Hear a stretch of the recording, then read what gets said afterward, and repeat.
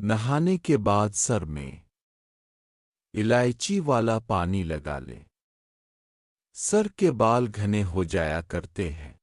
صبح سویرے خالی پیٹ اناس کا پھل کھا لینے سے بدن کی خشکی ختم ہو جایا کرتی ہے۔ روزانہ میٹھی لسی پینے سے معدے کی جلن ختم ہو جایا کرتی ہے۔ سر کے سفید بالوں کو کالا کرنے کے لیے دہی میں شہد ملا کر بالوں میں لگایا کریں، بہت مفید ہے۔ سیب کا مربع کھانے سے معدہ صاف ہو جایا کرتا ہے۔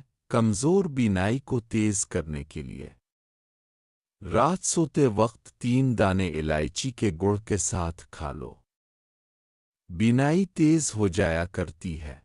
گلاب کے پھول کو ہونٹوں پر مسلنے سے ہونٹ گلابی اور نرم ہو جایا کرتے ہیں۔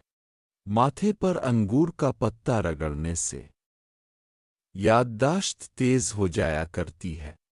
اگر آنکھوں کے سامنے اندھیرا چھا جاتا ہے تو ناف میں ارق بادام اور شہد ڈالا کریں، بہت مفید ہے۔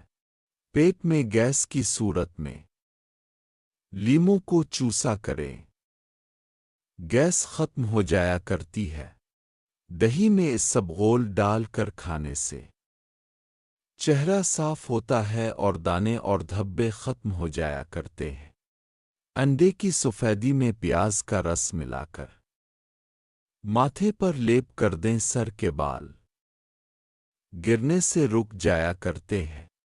ہاتھوں میں جلن رہتی ہے تو سوجی کا پیسٹ بنا کر ہاتھوں پر کچھ دیر کے لیے لیپ کر دیں، جلن سے آرام ایجانا۔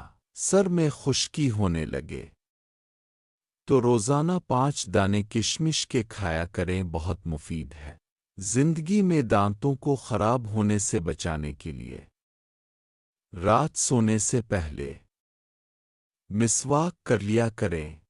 زیادہ ٹھنڈے پانی سے نہانے سے فالج کا خطرہ بڑھ جایا کرتا ہے۔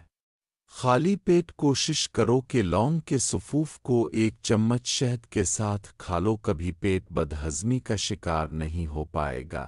اگر ہم بستری کرو گے تو طاقت اتنی پیدا ہو جائے گی کہ 3 گھنٹے سے پہلے گرمی کم نہیں ہوگی، انزال دیر سے ہوگی اور جسم کی کمزور اور لاغر ہڈیاں مضبوط ہو جائے گی۔